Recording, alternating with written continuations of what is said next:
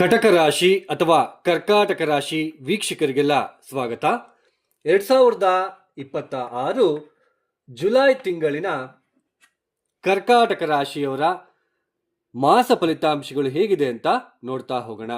2026 July ತಿಂಗಳಿನ ಕರ್ಕಾಟಕ ರಾಶಿಯವರ ಮಾಸ ಫಲಿತಾಂಶಗಳು. ಈ ತಿಂಗಳಿನಲ್ಲಿ ಗ್ರಹ ಸಂಚಾರ ಈ ತರ ಇದೆ. ರಾಹು ಕುಂಭರಾಶಿಯಲ್ಲಿ ಸಂಚಾರ, ಶನಿ ಮೀನ ರಾಶಿಯಲ್ಲಿ ಸಂಚಾರ, ಕುಜ ಈ ತಿಂಗಳು ಪೂರ್ತಿ ಕೂಡ ವೃಷಭ ರಾಶಿಯಲ್ಲಿ ಸಂಚಾರ, ಹಾಗೆ ಗುರು ಕರ್ಕಾಟಕ ರಾಶಿ ಅಂದ್ರೆ ನಿಮ್ಮ ಜನ್ಮ ರಾಶಿಯಲ್ಲಿ ಸಂಚಾರ, ಕೇತು ಸಿಂಹ ರಾಶಿಯಲ್ಲಿ ಸಂಚಾರ, ಶುಕ್ರನು ಕೂಡ ಸಿಂಹ ರಾಶಿಯಲ್ಲಿ ಸಂಚಾರ, ಹಾಗೇನೆ ರವಿ ಜುಲೈ 16ನೇ ತಾರೀಕಿನ ತನಕ ಅವರು 12ನೇ ಮನೆಯಲ್ಲಿ ಸಂಚಾರ ಅಂದ್ರೆ ನಿಮ್ಮ ಒಂದು ಜನ್ಮ ರಾಶಿಯಿಂದ ವ್ಯಯಸ್ಥಾನದಲ್ಲಿ ಮಿಥುನ ರಾಶಿಯಲ್ಲಿ ಸಂಚಾರ. ಜುಲೈ 16ನೇ ತಾರೀಕಿನ ನಂತರ ಅವರು ನಿಮ್ಮ ಒಂದು ಜನ್ಮ ರಾಶಿಗೆ ಪ್ರವೇಶವನ್ನು ಮಾಡ್ತಾ ಇದ್ದಾರೆ. ಹಾಗೆ ಬುಧನು ಕೂಡ ಜುಲೈ 7ನೇ ತಾರೀಕಿನ ತನಕ ನಿಮ್ಮ ಜನ್ಮ ರಾಶಿಯಲ್ಲಿ ಸಂಚಾರವನ್ನು ಮಾಡ್ತಾ ವಕ್ರಗತಿಯಲ್ಲಿ ಹಿಂದಕ್ಕೆ ಹೋಗ್ತಾ ಇದ್ದಾರೆ. ಮತ್ತೆ ವ್ಯಯಾಧಿಪತಿಯಾಗಿರ್ತಕ್ಕಂತಹ ಬುಧ ವಕ್ರಿಯಾಗಿ ವ್ಯಯಸ್ಥಾನದಲ್ಲೇ ಸಂಚಾರವನ್ನು ಮಾಡೋದಕ್ಕೆ ಪ್ರಾರಂಭ ಮಾಡ್ಕೊಳ್ತಾರೆ. ಜುಲೈ 24ನೇ ತಾರೀಕಿನ ತನಕ ಅವರು ವಕ್ರಗತಿಯಲ್ಲೇ ಇರ್ತಾರೆ. ಜುಲೈ 24ನೇ ತಾರೀಕು ವಕ್ರ ತ್ಯಾಗವನ್ನು ಮಾಡ್ತಾ ಇದ್ದಾರೆ. ಈ ಎಲ್ಲ ಒಂದು ಗ್ರಹ ಸಂಚಾರ ರೀತ್ಯ ಈ ಕರ್ಕಾಟಕ ರಾಶಿಯವರಿಗೆ ಈ ತಿಂಗಳಿನಲ್ಲಿ ಯಾವ ಗ್ರಹದ ಅನುಕೂಲತೆ ಇದೆ ಅಂತ ನೋಡೋದೇ ಆದ್ರೆ, ಕುಜ ತುಂಬಾ ಬಲಿಷ್ಠನಾಗಿದ್ದಾನೆ, ತುಂಬಾ ಲಾಭ ಸ್ಥಾನದಲ್ಲಿ. ಅಂದ್ರೆ ಈ ಕರ್ಕಾಟಕ ರಾಶಿ ಅಥವಾ ಈ ಕರ್ಕಾಟಕ ಲಗ್ನಕ್ಕೆ 1, 2, 3, 4, 5 ಪಂಚಮಾಧಿಪತಿ ಹಾಗೇನೆ ದಶಮಾಧಿಪತಿ ಆಗಿರ್ತಕ್ಕಂತಹ ಕುಜನ ಅನುಕೂಲತೆ ನಿಮಗೆ ಇದೆ. ಲಾಭ ಸ್ಥಾನದಲ್ಲಿ ಸಂಚಾರ, ಕುಜನ ಒಂದು ಉಪಸ್ಥಿತಿ ಈ ತಿಂಗಳು ಪೂರ್ತಿ ಕೂಡ ನಿಮಗೆ ಸ್ವಲ್ಪ ಅನುಕೂಲಕರವಾಗಿರುತ್ತೆ. ಹಾಗೇನೆ ಶುಕ್ರನು ಕೂಡ ನಿಮ್ಮ ಜನ್ಮ ರಾಶಿಯಿಂದ 2ನೇ ಮನೆಯಲ್ಲಿ ಸಂಚಾರ ಮಾಡ್ತಾ ಇರೋದ್ರಿಂದ ಶುಕ್ರನ ಅನುಕೂಲತೆಯೂ ಕೂಡ ನಿಮಗೆ ಇರುತ್ತೆ. ಆದರೆ ಇಲ್ಲಿ ಒಂದು ನಾವು ಕರೆಕ್ಟಾಗಿ ಲಾಜಿಕ್ ಆಗಿ ನಾವು ಯೋಚನೆ ಮಾಡ್ತಾ ಹೋದ್ರೆ, ಶನಿಯ ದೃಷ್ಟಿ ಕುಜನ ಮೇಲೆ ಬೀಳ್ತಾ ಇರುತ್ತೆ. ನೋಡಿ, ಶನಿಯ ಮೇಲೆ ಕುಜನ ದೃಷ್ಟಿ ಬಿದ್ದಾಗ ಉದ್ಯೋಗ ಅಥವಾ ನಾವು ಏನೋ ಕೊಟ್ಟಿದ್ದೀವಿ, ಯಾರಿಗಾದ್ರೂ ಹಣ ಕೊಟ್ಟಿದ್ದಾಗ ಅಥವಾ ಯಾವುದೋ ಒಂದು ಇನ್ವೆಸ್ಟ್ಮೆಂಟ್ ಮಾಡಿದ್ವಿ, ಆ ಹಣ ಬರ್ತಾ ಇಲ್ಲ, ಆ ಉದ್ಯೋಗದಲ್ಲಿ ಸ್ವಲ್ಪ ಒತ್ತಡಗಳು ಆಗ್ತಾ ಇದೆ, ಅನ್ಕೊಂಡಿದ್ದು ಯಾವುದೋ ಆಗ್ತಾ ಇಲ್ಲ. ಪಂಚಮ ಸ್ಥಾನ ಪೂರ್ವ ಪುಣ್ಯ ಸ್ಥಾನದ ಅಧಿಪತಿಯನ್ನ ಕರ್ಮಕಾರಕ ಶನಿ ನೋಡ್ತಾ ಇರ್ತಕ್ಕಂಥದ್ದು. ಸ್ವಲ್ಪ ಅಂದ್ಕೊಂಡಿರೋದು ಆಗ್ತಾ ಇಲ್ವಲ್ಲ, ಎಲ್ಲ ಒಂದ್ ಕಡೆ ನಾನು ತಪ್ಪು ಮಾಡ್ತಾ ಇದ್ದೀನ, ಇನ್ನು ಏನ್ ನಾನು ಇಂಪ್ರೂವ್ಮೆಂಟ್ ಮಾಡ್ಕೋಬೇಕು, ಇನ್ನು ಯಾವ ವಿಚಾರದಲ್ಲಿ ನಾನು ಇಂಪ್ರೂವ್ಮೆಂಟ್ ಆಗಬೇಕು ಅನ್ನೋದು ಕೂಡ ಇಲ್ಲಿ ನಿಮಗೆ ಒಂದು ಸ್ಟ್ರೆಸ್ ಆಗಿ ನಿಮಗೆ ಕಾಣ್ತಾ ಇರುತ್ತೆ. ಒಂದು ಪ್ರಶ್ನಾರ್ಥಕ ಚಿಹ್ನೆಯಾಗಿ ನಿಮಗೆ ಇಲ್ಲಿ ಕಾಣ್ತಾ ಇರುತ್ತೆ ಶನಿಯ ದೃಷ್ಟಿ ಕುಜನ ಮೇಲೆ ಬೀಳ್ತಾ ಇರೋದ್ರಿಂದ. ಯಾಕಂದ್ರೆ ಪಂಚಮ ಸ್ಥಾನಕ್ಕೆ ಅಧಿಪತಿಯಾಗಿರ್ತಕ್ಕಂತಹ ಕುಜ ಲಾಭಸ್ಥಾನದಲ್ಲಿರೋದು ಒಳ್ಳೆಯದೇ. ನಿಮ್ಮ ಜನ್ಮರಾಶಿಯಿಂದ ಲಾಭಸ್ಥಾನದಲ್ಲಿ ಸಂಚಾರ ಮಾಡ್ತಾ ಇರೋದು ಒಳ್ಳೆಯದೇ. ಅಂದ್ಕೊಂಡಿರೋ ಕೆಲಸಗಳು ಆಗ್ಬೇಕು. ಆದ್ರೆ ಶನಿಯ ದೃಷ್ಟಿ ಇರೋದ್ರಿಂದ ಸ್ವಲ್ಪ ಆ ಕೆಲಸಗಳು ನಿಧಾನ ಆಗ್ತಕ್ಕಂಥದ್ದು, ಆ ಯೋಚನೆಗಳು ಕರೆಕ್ಟಾಗಿ ನೀವು ಯೋಚನೆ ಮಾಡಬೇಕು. ಕುಜ ಅಂದ್ರೆ ಅವಸರ, ನೀವಿಲ್ಲಿ ಪಂಚಮಾಧಿಪತಿ ಕುಜ ಆಗಿರೋದ್ರಿಂದ ಅವಸರ ಮಾಡ್ಕೊಳೋದ್ರಿಂದ ನಿಮಗೆ ಉಪಯೋಗ ಇಲ್ಲ. ಕೂಲಾಗಿ ಯೋಚನೆ ಮಾಡಬೇಕಾಗುತ್ತೆ. ಶನಿಯ ಶಾಂತಿ ನೀವು ಮಾಡ್ಕೊಳೋದು ತುಂಬಾ ಉತ್ತಮ. ಇದೇ ಒಂದು ಕುಜನ ಜೊತೆ ಶುಕ್ರನು ಕೂಡ ಅನುಕೂಲತೆಯನ್ನು ಕೊಡ್ತಾ ಇದ್ದಾನೆ. 2ನೇ ಮನೆಯಲ್ಲಿ ಶುಕ್ರ ಇರೋದು, ಇಷ್ಟು ದಿನ ದ್ವಿತೀಯ ಸ್ಥಾನದಲ್ಲಿ ಕೇತು ಇದ್ರು ಸ್ವಲ್ಪ ರ್ಯಾಶ್ ಆಗಿ ಮಾತನಾಡೋದು, ಆರ್ಥಿಕ ವಿಚಾರದಲ್ಲಿ ತುಂಬಾ ಒಂದು ಕ್ವಶನ್ ಮಾರ್ಕ್ ಆಗಿತ್ತು. ಹಣ ಎಲ್ಲಿ ಬರ್ತಾ ಇದೆ, ಎಲ್ಲಿ ಹೋಗ್ತಾ ಇದೆಯೋ ಗೊತ್ತಾಗ್ತಾ ಇಲ್ಲ. ಹಣದ ವಿಚಾರದಲ್ಲಿ ತೊಂದರೆಗಳು, ಕೌಟುಂಬಿಕ ವಿಚಾರದಲ್ಲಿ ತೊಂದರೆಗಳು, ಸರಿಯಾಗಿ ಊಟ ಮಾಡೋಕೆ ಆಗ್ತಾ ಇರಲಿಲ್ಲ. ಆದರೆ ಶುಕ್ರ ಸ್ವಲ್ಪ ಬಂದಿರೋದ್ರಿಂದ ಸ್ವಲ್ಪ ಊಟ ಕರೆಕ್ಟಾಗಿ ಮಾಡ್ತಕ್ಕಂಥದ್ದು, ಸ್ವಲ್ಪ ತಿಂಡಿ ತಿನಿಸುಗಳ ಬಗ್ಗೆ ಗಮನ ಕೊಡ್ತಕ್ಕಂಥದ್ದಾಗಿರ್ಬೋದು, ಅಥವಾ ಆರ್ಥಿಕ ವಿಚಾರದಲ್ಲಿ ಆಕಸ್ಮಿಕ ಧನಲಾಭದ ಸೂಚನೆಗಳು ಕೂಡ ನಿಮಗೆ ಕಂಡು ಬರ್ತಾ ಇರುತ್ತೆ.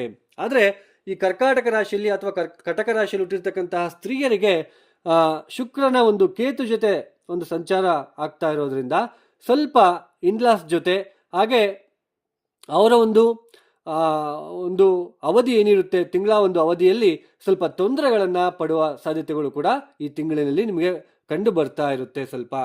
ಬಟ್ ಹಣಕಾಸಿನ ವಿಚಾರದಲ್ಲಿ ಓಕೆ, ಒಂದು ತಕ್ಕ ಮಟ್ಟಕ್ಕೆ ನಿಮಗೆ ಪರವಾಗಿಲ್ಲ, ಚೆನ್ನಾಗೇ ಇರುತ್ತೆ. ಆದರೆ ಶನಿಯ ದೃಷ್ಟಿ ಕುಜರ ಮೇಲಿರೋದ್ರಿಂದ ಯಾವ ಕೆಲಸ ಮಾಡಬೇಕು, ಬಿಸ್ನೆಸ್, ವ್ಯಾಪಾರ, ಇನ್ವೆಸ್ಟ್ಮೆಂಟು, ಉದ್ಯೋಗದ ವಿಚಾರದಲ್ಲಿ ಸ್ವಲ್ಪ ಇರಿಟೇಷನ್ನು, ಸ್ವಲ್ಪ ಒತ್ತಡಗಳನ್ನ ನೀವು ನೋಡಬೇಕಾಗುತ್ತೆ. ಇನ್ನು ಜನ್ಮರಾಶಿಯಲ್ಲಿ ಗುರುವಿನ ಸಂಚಾರ ನಡೀತಾ ಇರೋದ್ರಿಂದ ನೋಡಿ, ಯಾವತ್ತೇ ಆಗಲಿ ಜನ್ಮರಾಶಿಗೆ ಗುರು ಗ್ರಹ ಬಂದಾಗ ಇನ್ನು ಏನು ಇಂಪ್ರೂವ್ ಮಾಡ್ಕೋಬೇಕು. ಗುರು ಧನಕಾರಕ, ಹಣ ಮಾಡಬೇಕು, ಹಣ ಸಂಪಾದನೆ ಮಾಡಬೇಕು.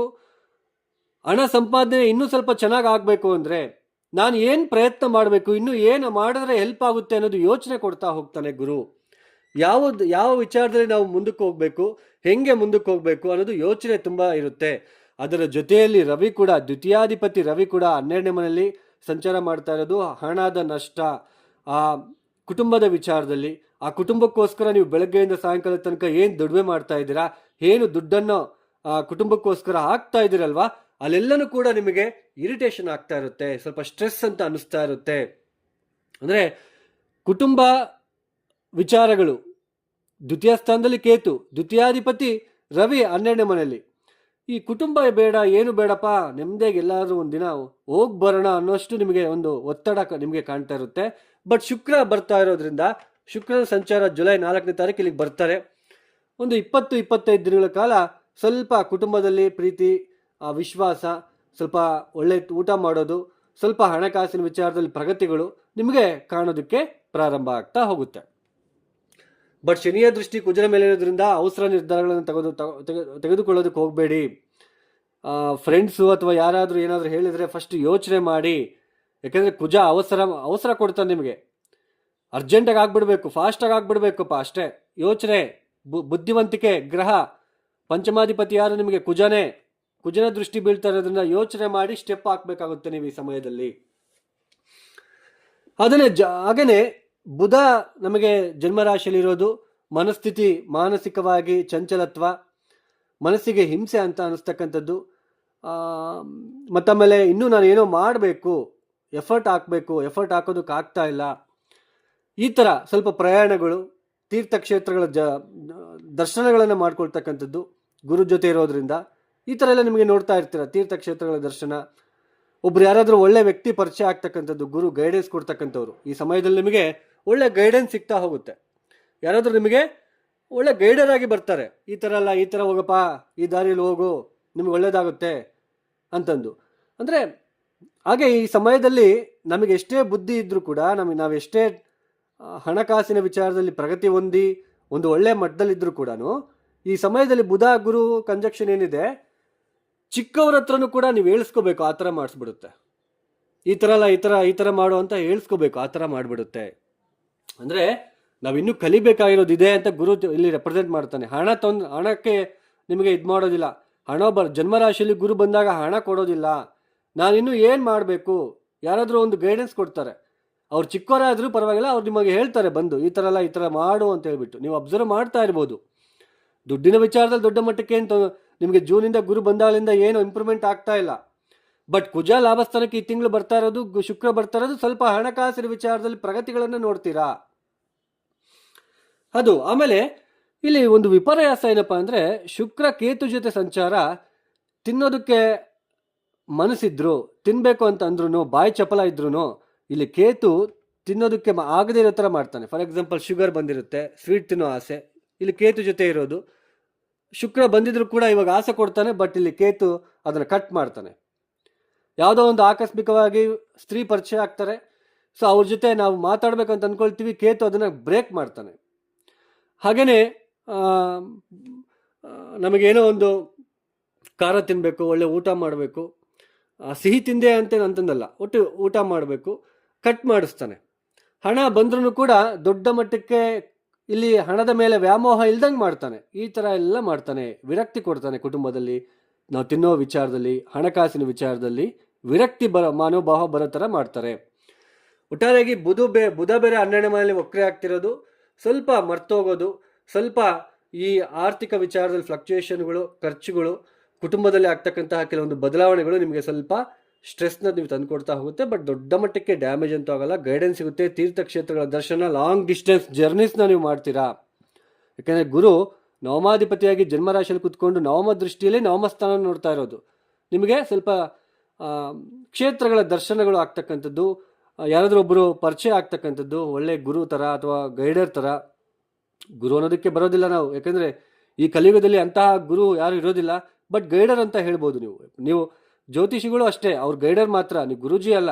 ಗುರು ಅಂದರೆ ಆತನಿಗೆ ಏನೋ ಆಸೆ ಏನು ಇರಬಾರ್ದು, ಆ ಥರ ಇದ್ದರೆ ಮಾತ್ರ ಅವ್ರು ಗುರುಗಳಾಗ್ತಾರೆ.